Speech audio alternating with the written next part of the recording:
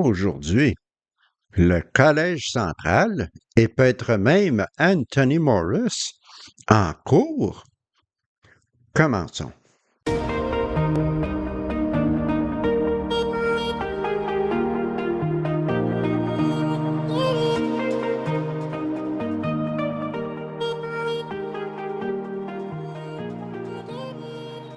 Bonjour et bienvenue à un nouveau vidéo sur la vérité concernant Watchtower et les témoins de Jéhovah.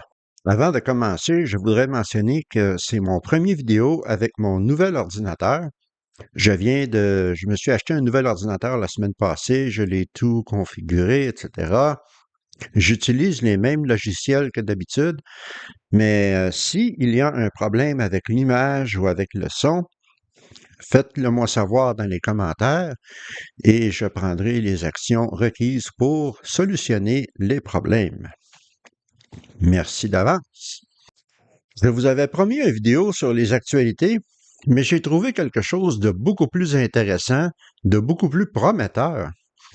Je ne sais pas comment les choses vont évoluer dans les prochains mois, mais je peux vous dire qu'il y a une poursuite en justice au civil dans l'État de New York et parmi les accusés, il y a le Collège central des témoins de Jéhovah, c'est-à-dire les clowns qui sont à Warwick dans l'État de New York. Cette poursuite a été faite en 2021 et ce n'est que maintenant qu'elle sera peut-être passée en cours. Donc, vous savez, le système de justice dans la plupart des pays est tout de même assez lent. Par contre, à cause de cette poursuite, il y a une grande possibilité que des membres du Collège central, présents et passés, seront obligés de paraître en cour pour témoigner sous serment devant un juge et un juré. Ça, c'est spectaculaire. Est-ce que ça va se produire?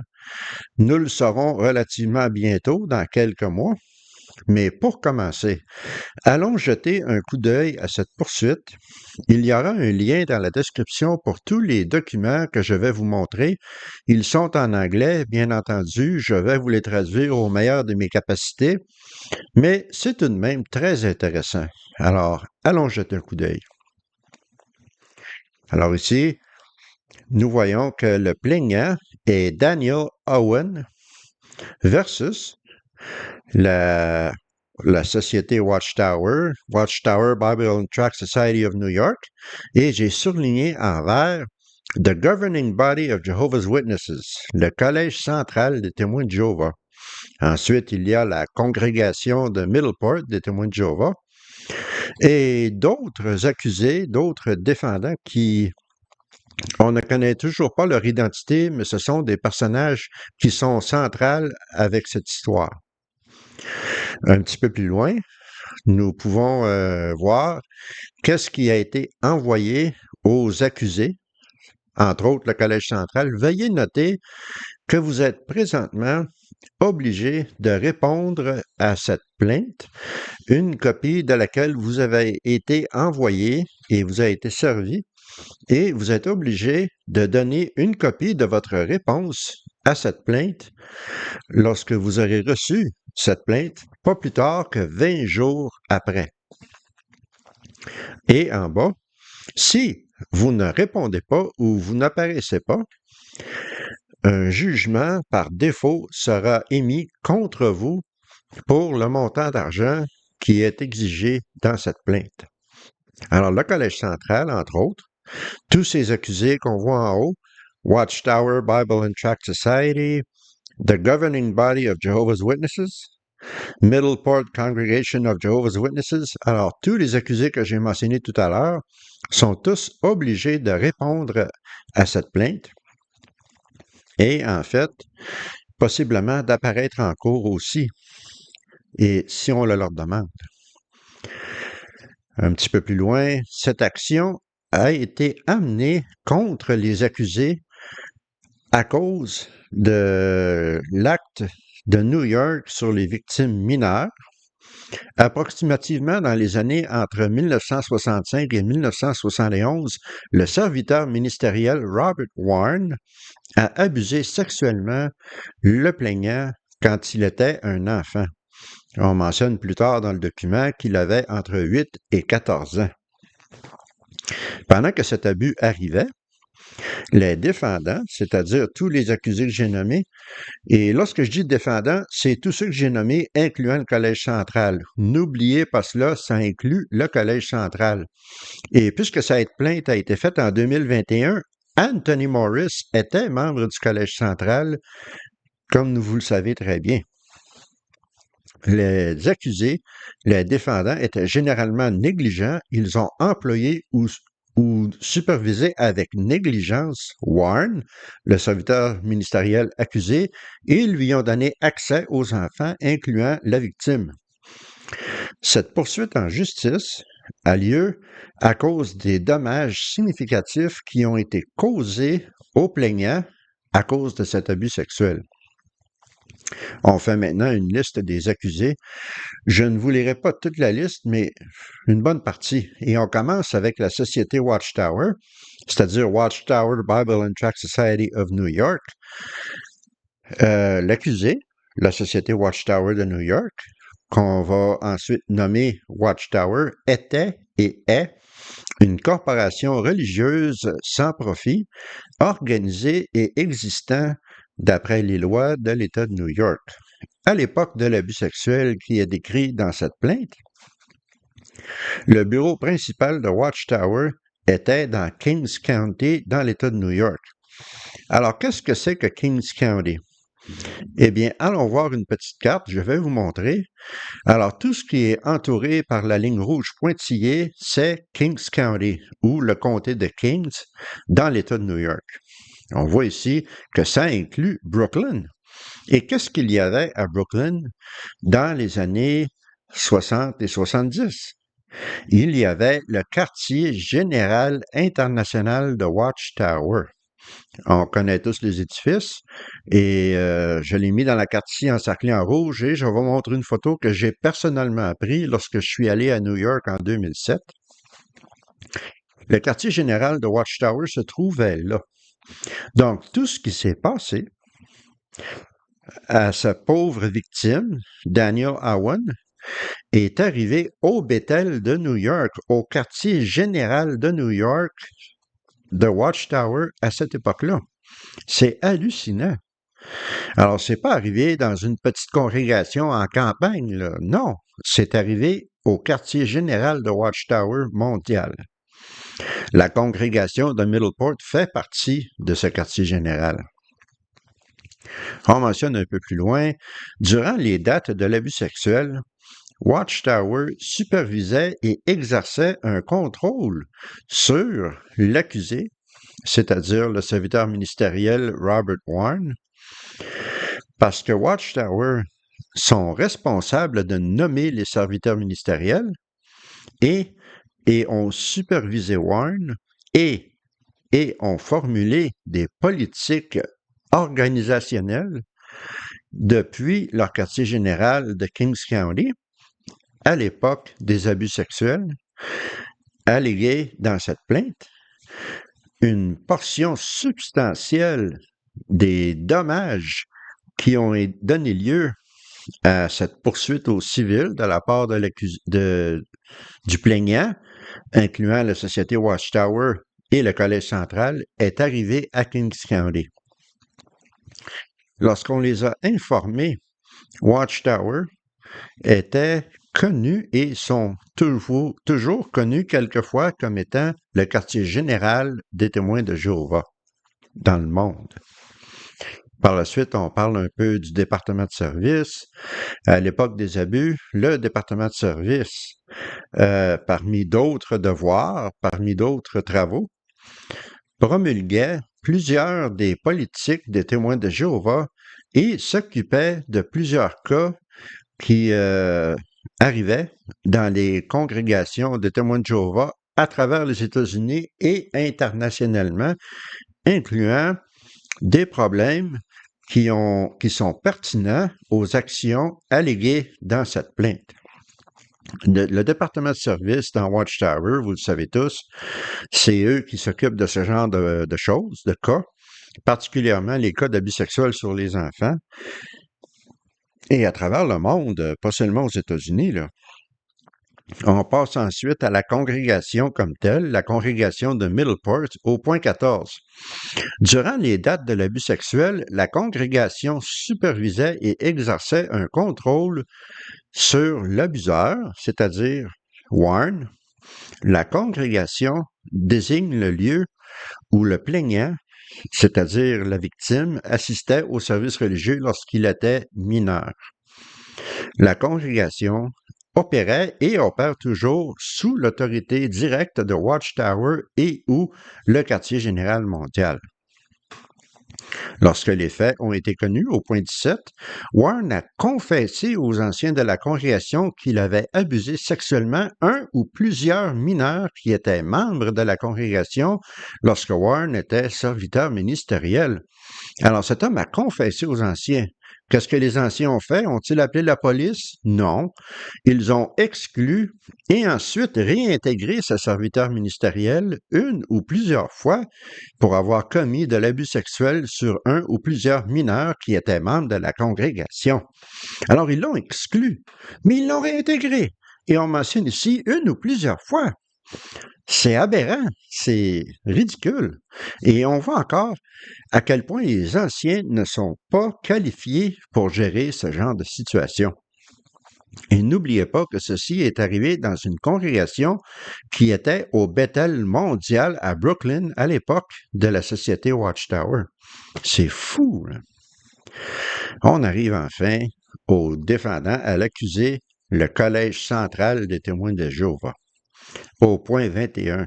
Durant les dates où l'abus sexuel allégué est arrivé, l'accusé, Collège central, avait établi des politiques d'abus sexuels qui étaient pratiquées par Watchtower et toutes les congrégations de témoins de Jéhovah aux États-Unis, incluant la congrégation qu'on a nommée avant. Ils ont établi les politiques pour nommer et superviser les anciens et les serviteurs ministériels dans l'organisation des témoins de Jéhovah, ont participé à la nomination des anciens et des serviteurs ministériels et exerçaient une supervision et un contrôle sur les anciens et les serviteurs ministériels, incluant Warren. C'est gros, là. On ne parle pas de Watchtower, on parle du Collège central qui exerçait toutes ses prérogatives. C'est gros. Donc, par conséquent, puisque le Collège central avait un rôle si grand en ce qui concerne la nomination des serviteurs ministériels, la supervision de Warren et la formulation des politiques de témoins de Jéhovah, tout cela est arrivé au quartier général à l'époque de l'abus sexuel allégué dans cette plainte. Donc, une portion substantielle des dommages qui ont été causés et qui ont donné lieu à cette accusation contre le Collège central sont arrivés à Kings County, c'est-à-dire au quartier général de Watchtower à l'époque. Comme je l'ai mentionné tout à l'heure, cette poursuite a été faite en 2021. Vous pouvez voir ici dans le document Kings County Clerk, 18 mai 2021 à 5h14 de la soirée. On mentionne au point 23 que le Collège central a 8 membres. Et au point 26, les membres courants sont Kenneth Cook Jr., Samuel Hurd, Jeffrey Jackson, Mark Stephen Lett, Garrett Lush, Anthony Morris, le troisième, Mark Sanderson et David Splain, les clowns que nous connaissions tous déjà, mais Anthony Morris en particulier. Ça serait vraiment quelque chose s'il était appelé à témoigner. C'est à se demander qu'est-ce qu'il dirait, qu'est-ce qu'il ferait. Parce que nous savons tous qu'il a été exclu, si on veut, pas des témoins de Jéhovah, mais du Collège central. Il n'est plus membre du Collège central. Il a peut-être un petit peu d'amertume là-dessus. Et qui sait, qu'est-ce qu'il dirait s'il apparaissait en cours? C'est juteux. On passe maintenant à quelques généralisations. On parle de tous les accusés ensemble, c'est-à-dire Watchtower, le Collège central, la congrégation. On mentionne ici que chaque accusé était un agent, un serviteur et ou un employé des autres défendants. Et chaque défendant ou chaque accusé agissait sous leur autorité comme étant un agent ou un serviteur ou un employé des autres accusés. Les accusés, et chacun d'entre eux, sont des individus, des corporations ou des entreprises ou d'autres entités qui ont engagé et ont conspiré avec les autres accusés à faire toutes les activités illégales et tortueuses qui sont décrites dans cette plainte, et les accusés, et chacun d'entre eux, ont ratifié les actions des autres accusés qui ont été décrits dans cette plainte. Beaucoup de langage légal ici, mais qu'est-ce que ça veut dire réellement? C'est que chacun de ces accusés, c'est-à-dire le Collège central, Watchtower et la congrégation, ont tous agi ensemble, ont tous conspiré ensemble pour cacher ces choses, pour ne pas que ces choses sortent au public pour manipuler les faits. Alors, ça aussi, c'est gros. On parle ensuite des procédures lorsque le surveillant de circonscription visite les congrégations. Il rencontre les anciens pour décider s'il y aura de nouvelles nominations de serviteurs ministériels ou d'anciens. Le surveillant de circonscription aide les anciens à recommander certaines personnes pour devenir serviteurs ministériels, et le surveillant de circonscription prépare des rapports qui sont envoyés à Watchtower, c'est-à-dire au quartier général dans l'État de New York à l'époque. Chose importante, dans toutes les époques qui ont rapport aux allégations de cette plainte, Watchtower avait la responsabilité de nommer, de superviser et de discipliner les serviteurs ministériels, les pionniers, les anciens, les surveillants de circonscription et même les proclamateurs ordinaires. Donc, Watchtower avait ce fardeau sur les épaules, c'était leur responsabilité. Un petit peu plus loin, on mentionne que le collège d'anciens, en concert avec le surveillant de circonscription, détermine si un candidat potentiel pourrait être un serviteur ministériel s'il vit sa vie en accord avec des bons principes moraux. Ouais. Ce n'est pas pour rien qu'ils ont mis cela dans la plainte, parce que justement, ce serviteur ministériel est accusé d'un crime sexuel crapuleux. Les recommandations pour la nomination de quelque individu que ce soit à la position de serviteur ministériel sont faites à Watchtower. Et à cette époque-là, et encore aujourd'hui d'ailleurs, Watchtower et le Collège central ont l'autorité ultime sur la décision à savoir si un candidat va être nommé comme serviteur ministériel. Il n'y a pas à s'en sortir. Les anciens peuvent mettre en nomination qui que ce soit, mais c'est Watchtower et dans bien des cas, le Collège central lui-même qui décide si un candidat va être nommé. Et en particulier dans une congrégation qui est dans le même édifice que le Bethel, que le quartier général mondial, encore plus. La position de confiance que représente être serviteur ministériel est très importante par rapport à la plainte ou aux allégations qu'il y a dans cette plainte. Par exemple, dans une lettre de 1998 qui a été envoyée de Watchtower à tous les collèges d'anciens, Watchtower elle-même reconnaît ce fait. Et on voit un extrait de la lettre.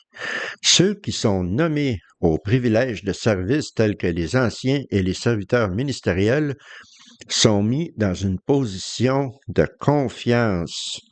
Cette position de confiance, cela veut dire qu'ils ont droit à cette confiance de la part des membres de la congrégation.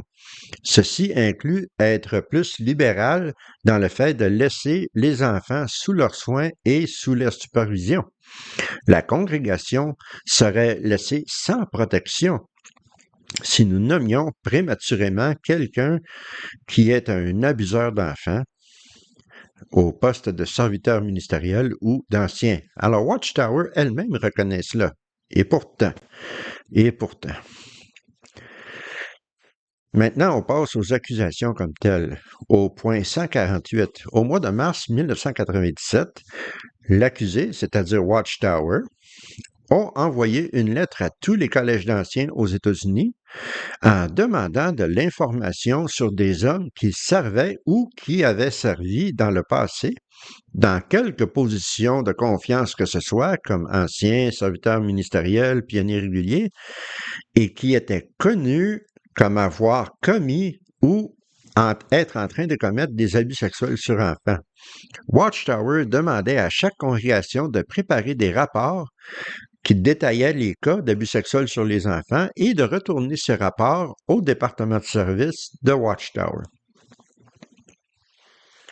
Ces rapports ont été reçus par le département de service et ont été gardés par les accusés, Watchtower et le Collège central.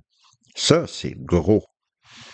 Avant de recevoir les rapports écrits, Watchtower et le Collège central savaient que l'abus sexuel des enfants par les anciens, les serviteurs ministériels et même des proclamateurs ordinaires était un problème dans son organisation. En dépit d'avoir reçu les rapports écrits, Watchtower et le Collège central n'ont pas promulgué de politique efficace pour empêcher ou réagir à l'abus sexuel sur enfants. En dépit d'avoir reçu les rapports écrits, Watchtower et le Collège central n'ont pas fait d'efforts pour avoir des nouvelles procédures ou des politiques pour éduquer les enfants et les membres adultes au risque d'abus sexuels sur les enfants dans l'organisation des témoins de Jéhovah, sur comment identifier des signes avertisseurs d'abus sexuels ou sur comment éviter les situations dangereuses. Des accusations sérieuses. Et nous savons tous qu'elles sont toutes vraies. Aucune formation, aucune éducation. Et maintenant, une accusation vraiment damnante et que nous savons tous est vraie. À cause du secret en ce qui concerne les abus sexuels des enfants par les anciens, les serviteurs ministériels et les proclamateurs, Watchtower et le Collège central, et je mets toujours l'accent sur le Collège central parce que c'est tellement important, c'est tellement gros. Alors, Watchtower et le Collège central ont intentionnellement caché la menace d'abus sexuels sur les enfants dans les témoins de Jéhovah de leurs membres, avec des politiques de non-rapportage à la police et de non-coopération avec des enquêtes criminelles sur les abus sexuels sur enfants. Les accusés ont protégé ces criminels accusés et ils ont protégé des gens qui ont avoué être des abuseurs d'enfants.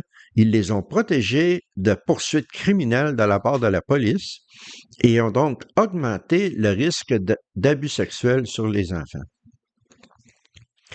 Et tout cela est parfaitement vrai. J'ai fait plusieurs vidéos sur le sujet. C'est horrible.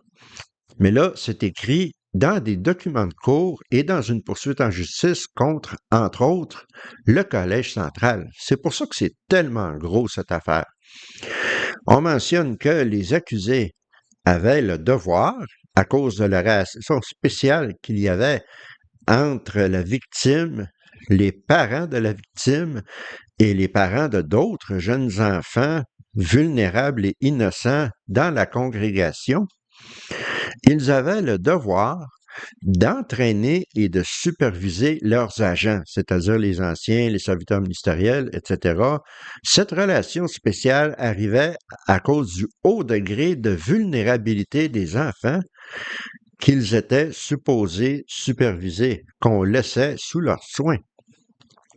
À cause de ce haut degré de vulnérabilité et du risque d'abus sexuels inhérent à ce genre de situation, les accusés avaient le devoir d'établir des mesures de protection qui n'étaient pas nécessairement obligatoires pour des gens qui sont plus vieux et qui sont mieux capables de se protéger. Et Watchtower n'a rien fait de tout cela. Ils n'ont pas donné d'entraînement, ils n'ont pas donné d'avertissement, pas de supervision supplémentaire, rien du tout. Et nous le savons tous. Et on voit ici, au pan 167, tous les manquements des accusés, incluant le Collège central. Alors, préparez-vous. Les accusés ont manqué d'exercer des soins ordinaires pour déterminer si leurs installations étaient sécuritaires et pour déterminer s'ils avaient l'information suffisante pour pouvoir dire que leurs installations étaient sécuritaires.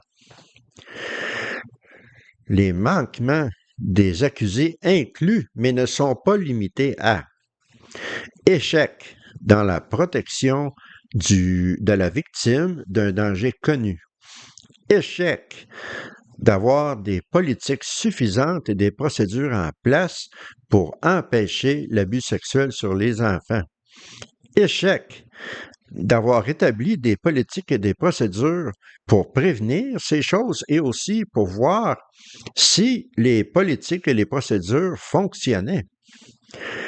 Un échec dans l'information adéquatement donnée aux familles et aux enfants des risques d'abus sexuels sur enfants. Échec dans le sens d'enquêter sur les risques de molestation sur les enfants. Échec à l'entraînement des employés, c'est-à-dire les anciens, les serviteurs ministériels, aux institutions et aux programmes dans leur zone géographique, dans leur zone de supervision. Échec à adéquatement éduquer les mineurs, les enfants qui étaient dans les congrégations à propos des dangers des abus sexuels.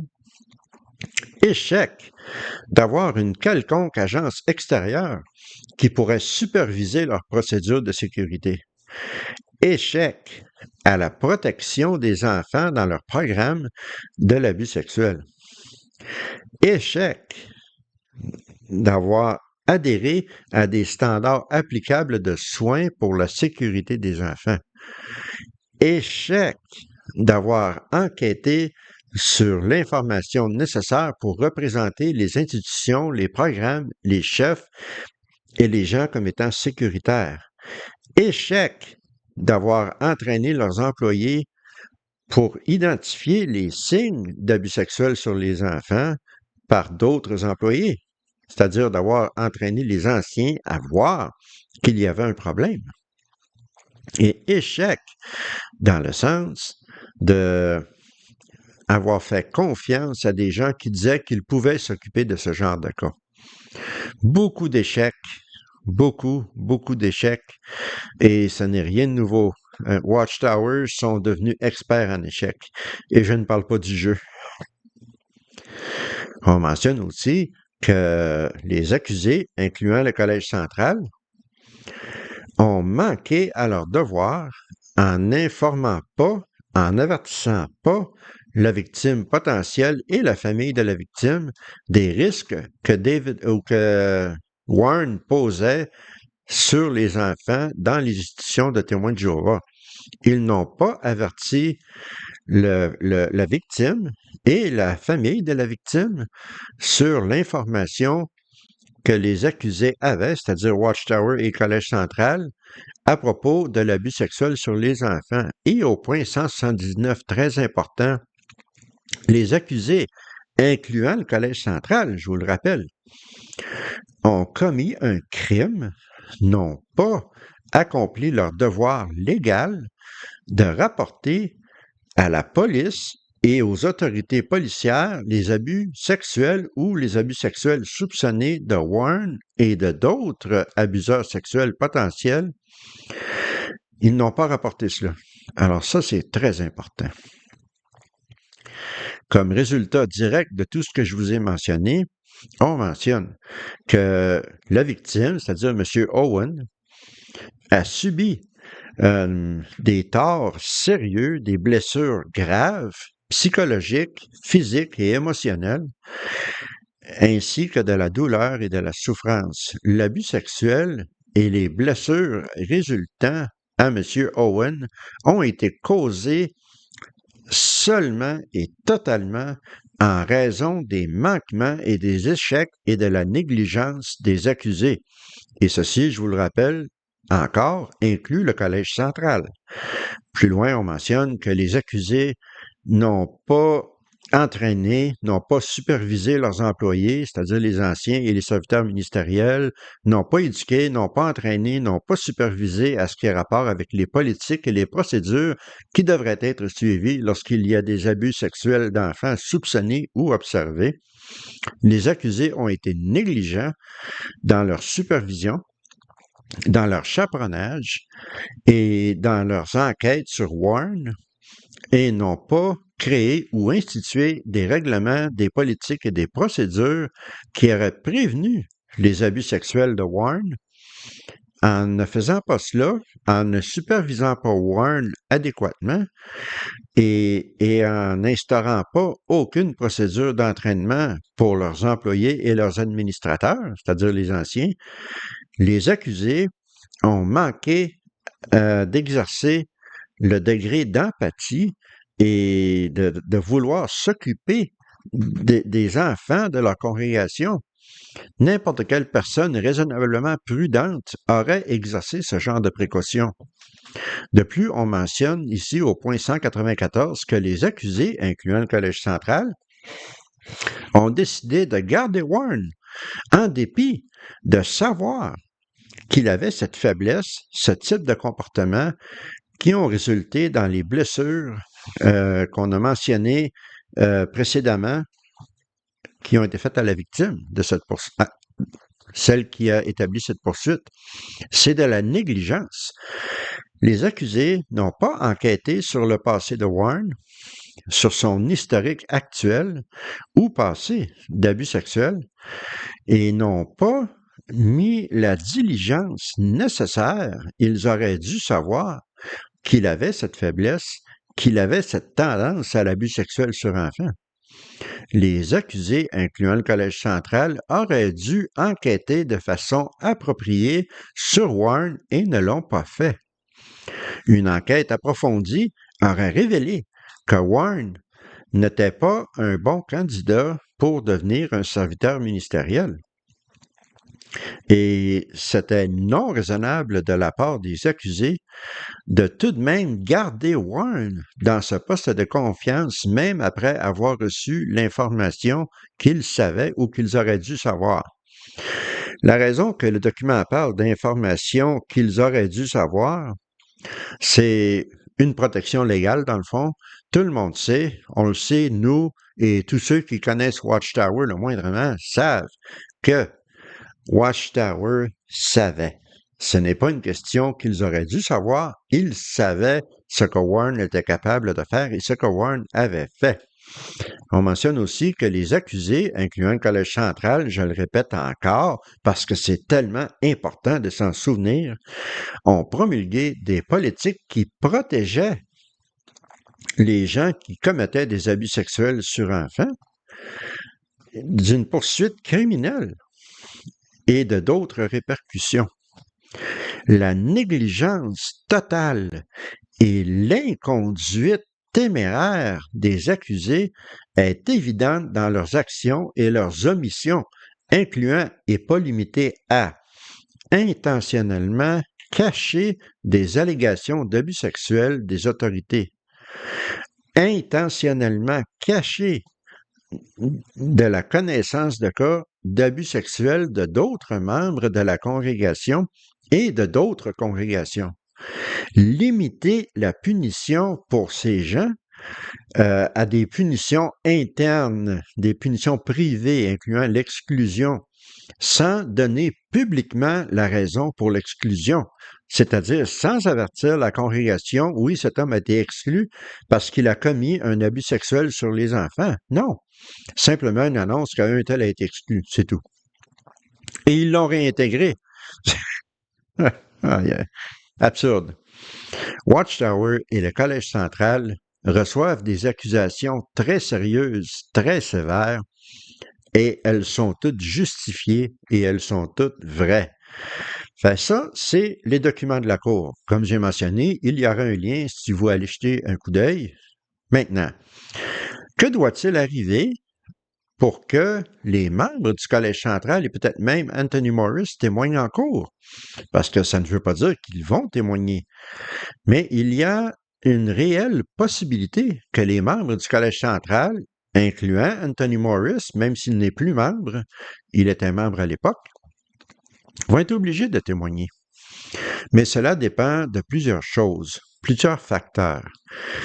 Premièrement, le fait que le Collège central a été nommé directement comme étant l'un des accusés, cela les tient personnellement et institutionnellement responsables pour les politiques qui sont mentionnées dans cette poursuite.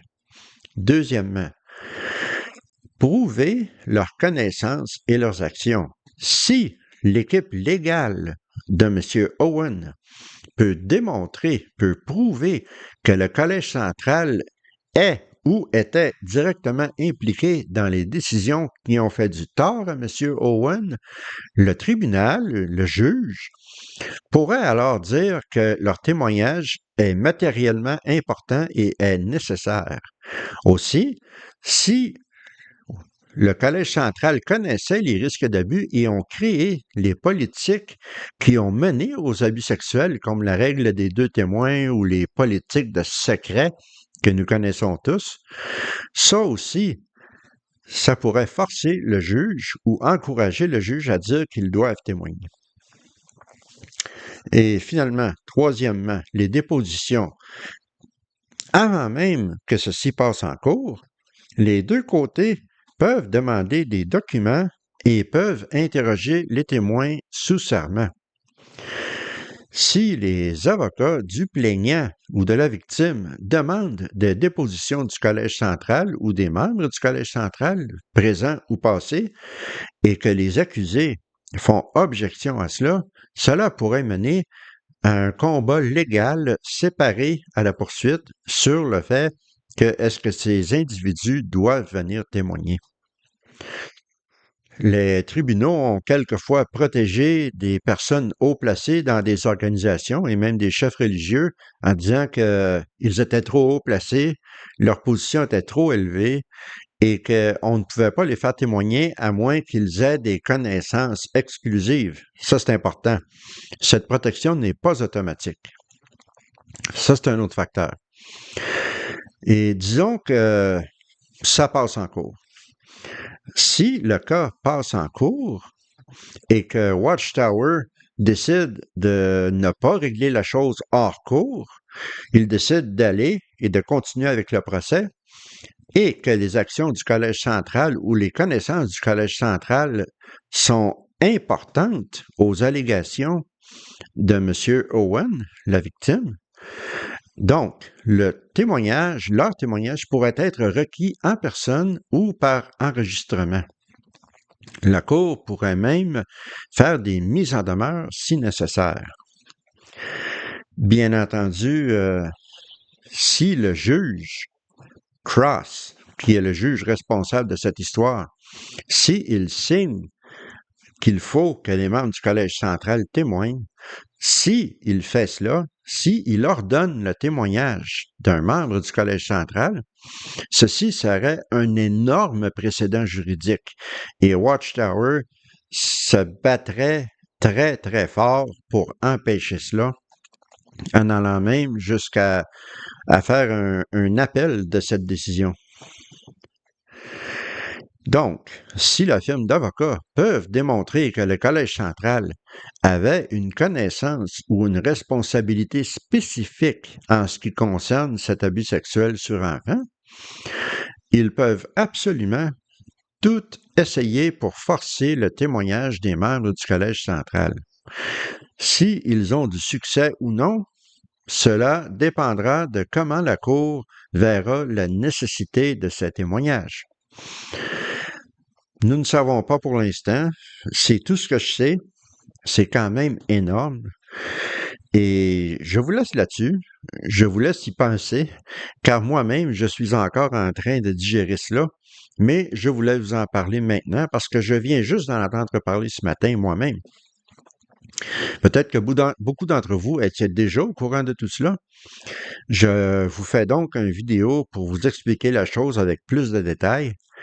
Allez voir les documents juridiques si vous voulez. Je le répète, ils sont en anglais parce que c'est une cour aux États-Unis. Mais entre-temps, je vous laisse avec cela. Je vous tiendrai au courant, bien entendu, des nouveaux développements et on va se revoir la fin de semaine prochaine. Je ne sais pas de quoi je vais parler à ce moment-là. On ne sait jamais qu'est-ce qui peut se passer dans le monde de Watchtower. Il y aura peut-être d'autres surprises sur d'autres histoires ou peut-être que non. Mais en tous les cas, on verra. Je vous souhaite une bonne semaine. Prenez bien soin de vous et à la prochaine.